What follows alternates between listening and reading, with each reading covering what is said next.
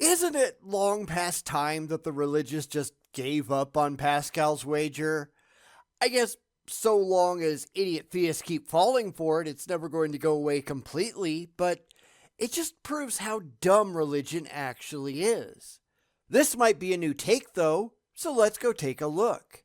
It might be nice to find something new and original, but don't get your hopes up, okay?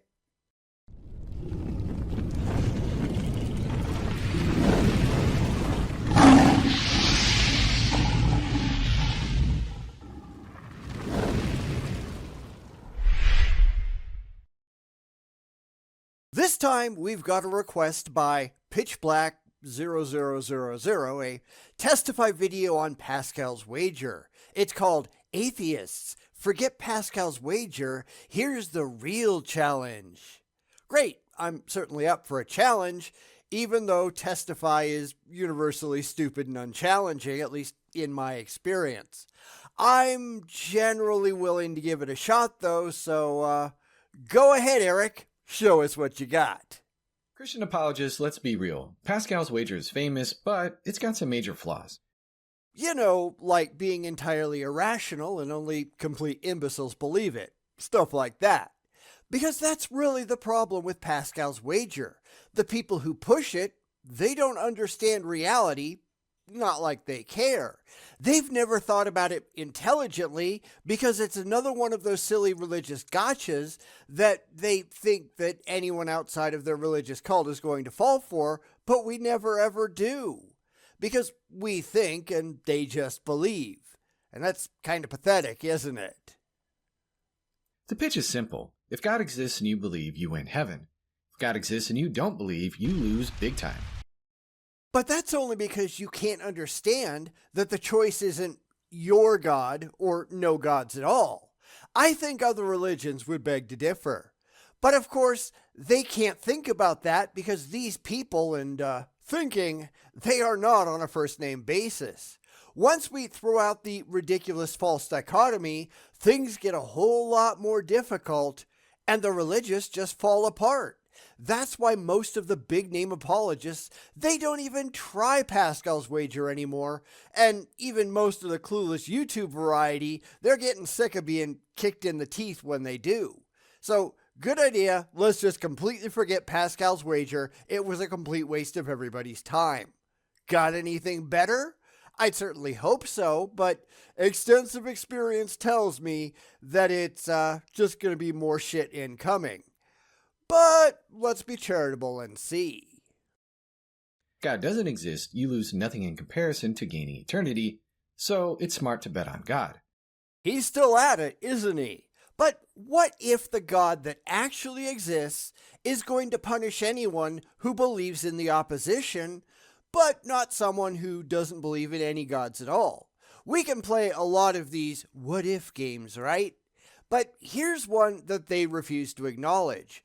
What if there are no gods and you waste the only life that you actually get believing in this complete nonsense? Giving your money to a church that just squanders it. Spending your time on your knees talking to yourself. You've only got a finite amount of time here. Do you really want to waste it believing in complete bullshit? Not if you have a brain in your head. I've pointed this out to Christians too, and the response is almost always, well, it's my life, I can do what I want, or some variation on that. Okay, sure, go ahead. I just find that utterly pathetic, but go right ahead. It is your life, knock yourself out. And I'll just laugh at your stupidity and get back to living in the real world. Because these what-if games, they don't really matter. That's why I don't engage in them. I don't care what if, I care what is. Come back when you can prove that any of your claims are defensibly true.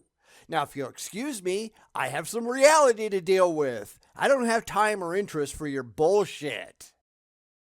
But here's the thing. Philosophers have pointed out that Pascal's wager feels like a gamble with no clear rules. No clear anything, because it's all just betting with what if. What if you go out in the woods and get attacked by Bigfoot? Okay, prove Bigfoot is real first, then we'll talk. Bears and cougars? Sure, because we can prove those are real. Gods? Yeah, not so much. This is why Pascal's wager is such a complete waste of time, because you have no actual gods worth believing in. You only have childish wishes and dreams.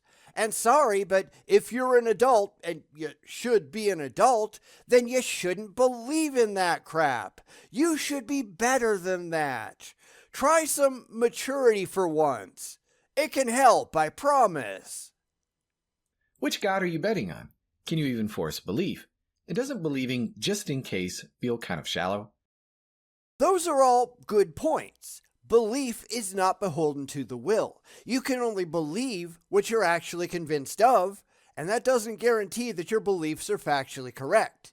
And you can say to me, what if your beliefs are wrong? Sure, good point. But that's why I make sure to put everything that I believe to the test, and I try not to believe things that are not evidentially supportable. In fact, I can't think of anything that I do believe that isn't. Perhaps with the exception of the whole hard solipsism thing, but since everybody else has to do the same thing, and there are no evidential solutions for anyone, we just kind of have to go with that. That's kind of sucks, but it is what it is. That's a limitation on how reality actually works. But anything else, I can support it with evidence. If you can't do that with your beliefs, then you've got problems. Given a choice between the two, I pick my way every single time. Enter Joseph Butler. In 1736, this 18th century bishop and philosopher offered an upgrade to Pascal's wager. No, he didn't. Now, I'll let him get to it first because I don't really know what he's getting at, but I'm willing to bet that whatever way he goes, he's going to miss some of the major problems. This kind of reminds me of how William Lane Craig reinvigorated the Kalam cosmological argument. We all know that the original cosmological argument had serious issues, and the Kalam was just an attempt to stop people from asking, well, what created God? Of course, that wasn't the only issue, and Kalam is basically a joke at this point because it still makes a lot of unjustified assertions that simply cannot be shown to be real. So go ahead, show us this upgraded version of Pascal's wager. I'm sure it doesn't stand up to any intellectual scrutiny whatsoever, but hey, what do I know, right? Instead of playing theological roulette, Butler says, take Christianity seriously. Why? Because there's no good reason to think that Christianity is true. You could say the same thing as a Hindu and say, well, take Hinduism seriously. But that doesn't solve the problem, does it? Just because you've got a belief system that you really, really like, that doesn't make it true. And it's the truth that matters. Until you find a way to prove that Christianity or Hinduism or Buddhism or whatever else is actually true, then there is no reason to take any of it seriously at all. You can't just say, I like that one, and not make a fool of yourself. But hey, I did break in pretty early there, so go ahead and continue, and we'll see if it gets any better. Investigate it carefully with an open mind. Now, I'm good with that. But how many Christians do you know who ever do that? And, remain Christians.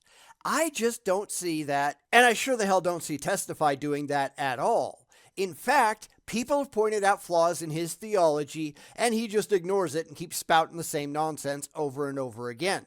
Because that's the thing. If you're going to take your beliefs seriously and do your own research, you actually have to take your findings seriously too.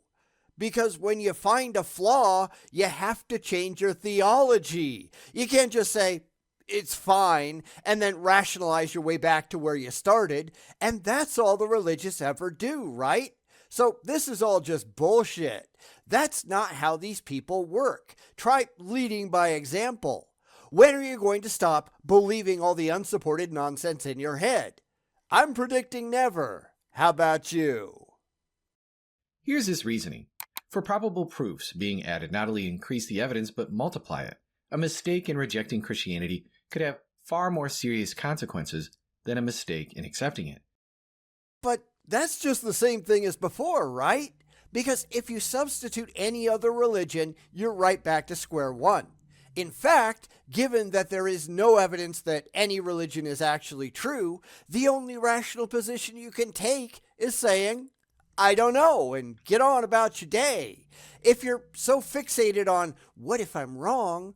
Well, what if you're wrong about any of them? You can't just live your life in fear, which is really all religion is.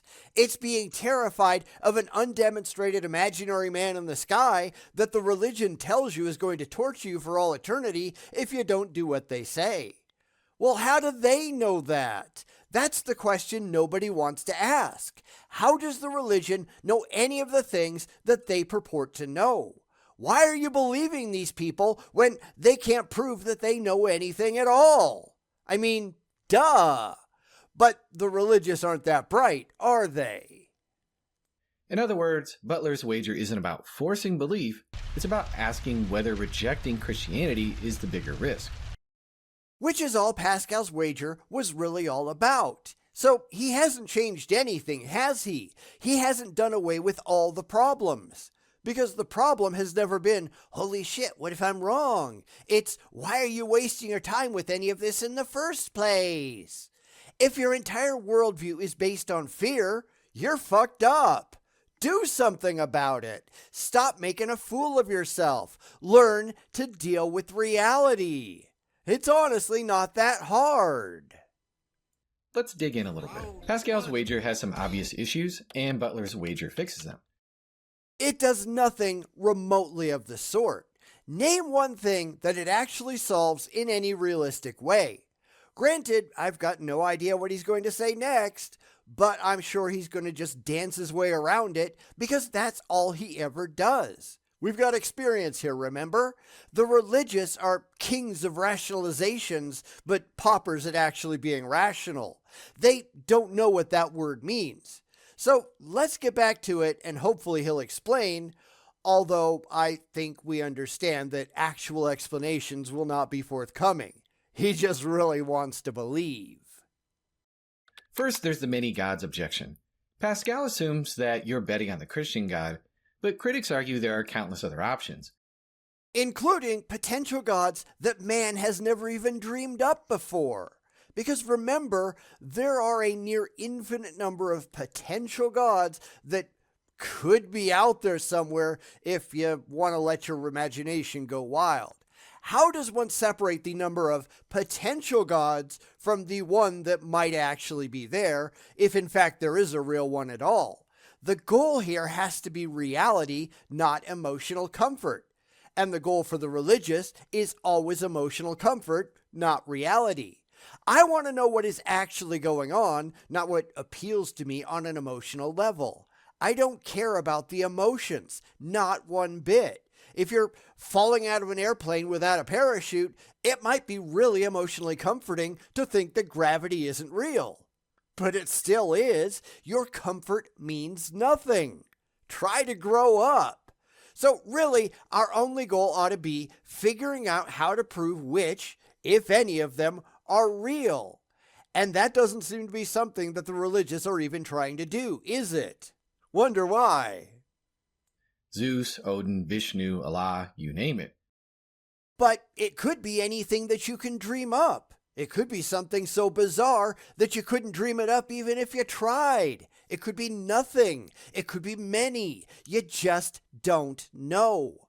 That's why you can't just say, well, pick one that you like. Because that's not reality. Your wishes and your dreams don't matter. We are trying to get to the real world, and pick one doesn't get you there. That's why none of this matters. If we can't find evidence to support the existence of any God, then there's no good reason to believe in any of them. Rent some intellectual integrity. It's not that hard. What if you're wrong? Butler doesn't ask you to blindly gamble on a deity. Instead, he challenges you to start with Christianity. Why? Why not start with the Egyptian gods? Why not Zeus or Odin? It doesn't make any sense to start with the pantheon that you already believe in. We start with the evidence. Does the evidence that we have point to any gods being real at all? If the answer is no, and currently that is the answer, then you don't believe in any gods. Lather, rinse, and repeat. The default is no gods because there is no evidence supporting any of them. Just like the default is no magic because we don't have any evidence for magic. We go where the evidence leads. We don't try to lead it around by the nose like the religious do. We're trying to get to the facts, and the facts are only determined by the evidence. Stop being an idiot. It's really not a good look. Why? Because it has uniquely strong evidence that sets it apart, and we'll get to that in just a minute. No, it doesn't. This is you wanting it to be true, not you being able to show that it actually is. If you asked a Hindu, they'd say the same thing. So would a Muslim. So would a believer in Ra or Odin or anything else. If you could find someone to ask at all, that is. This is, again, why he's only making videos for Christians, because they're going to have the same kind of inherent biases that Testify has himself. He just wants it to be true, just like he's assuming that his intended audience does as well. But that doesn't make any of it true, does it? That's why I think it's funny watching two religions argue, because both of them are doing the exact same thing. Obviously, each of them are right. Just ask them. Because this isn't about the independent facts that exist outside of their heads. This is just about what they really want to be true. What you want to be true is irrelevant. Grow the hell up. Second is the impossibility objection. Pascal's wager makes it sound like belief is a switch that you can just flip. Wrong. But belief doesn't work that way. You can't just decide to believe Australia doesn't exist for $1 million. Which is why you have to remove yourself from the equation, and the religious find it really, really hard to do that. To be fair, a lot of people do. There is stuff that people just want to believe because they've lived with it for a very long time, or it's emotionally comforting, or whatever. That's why you'll find people who believe complete nonsense. But hey, it sounds good to them, right?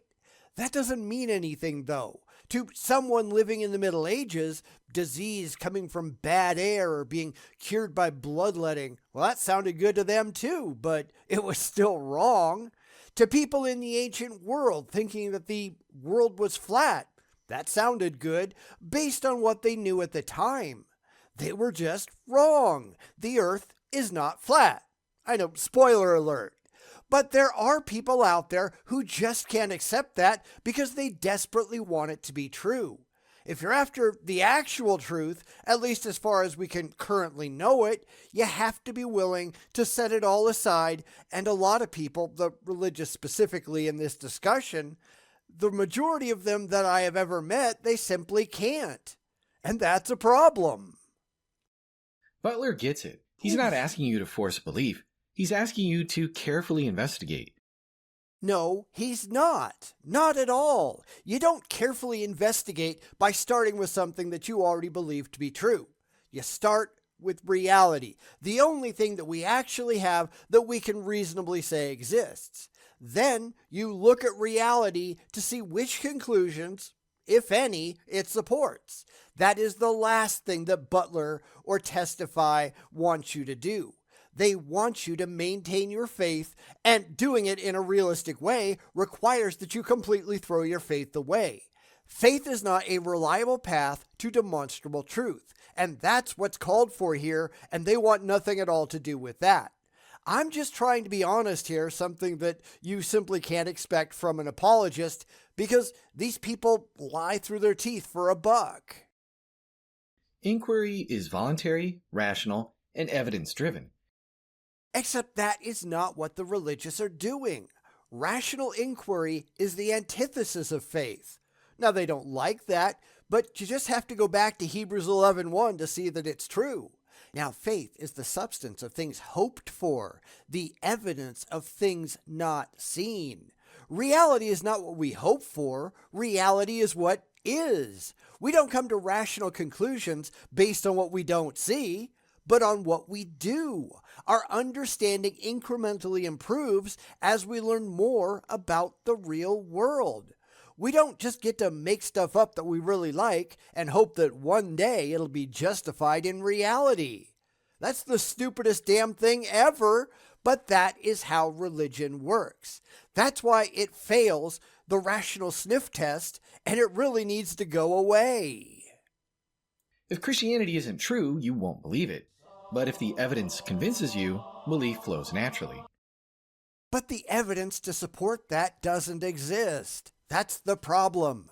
I get that he said that he has evidence in some massive air quotes, but none of that stands up to any kind of rational scrutiny. It's just more of, well, I really like the idea, so it has to be true. It's all been debunked a million times before, but when he gets there, I guess we're just going to have to make it a million times plus one. The religious can never get themselves out of the way of rational inquiry, which is why they fail. They just really wish it was true. But that doesn't mean that it is. Third, there's the irrationality objection. Isn't believing for a reward just kind of selfish? I mean, yes, but that's really why the religious do it, isn't it?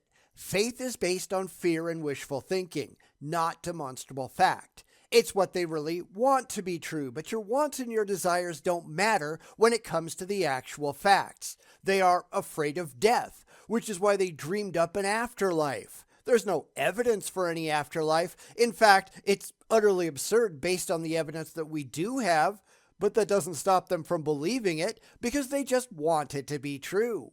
This is where they have problems and why they can't get it through their heads that their beliefs are just complete bunk. The time to believe a thing is once you have evidence that that thing is actually true, not believing just in case we ever find any. That's where the religious methodology is completely irrational. Not that they care. Critics of Pascal's wager argue that belief should be based on evidence, not self-interest. Butler's wager aligns perfectly with evidentialism. It does nothing at all of the sort. It's just basic Pascal's wager restated in an attempt to get rid of the criticisms while ignoring the overwhelming majority of the criticisms because they just can't get around them. You know, just like the Kalam did.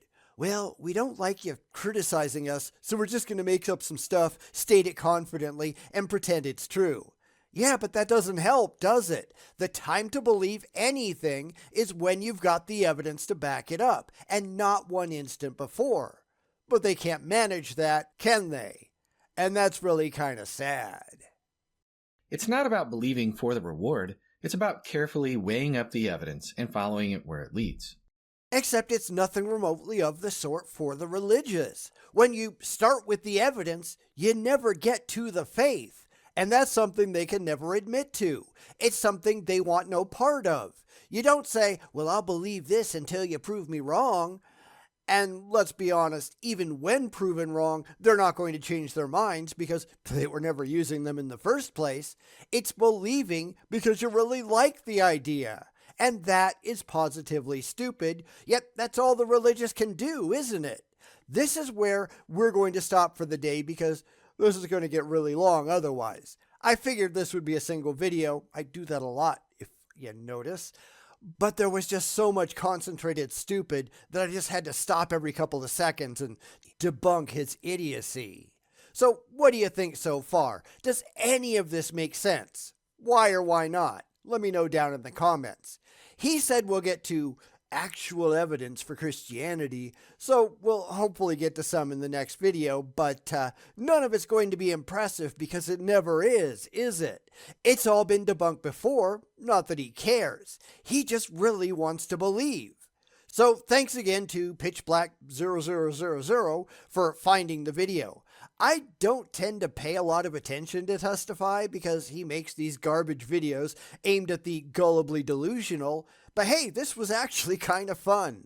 We'll pick it up again next week and see what his supposed evidence is like. It won't be good, it never is, but hey, that could be fun too. So tune in next week and we'll see.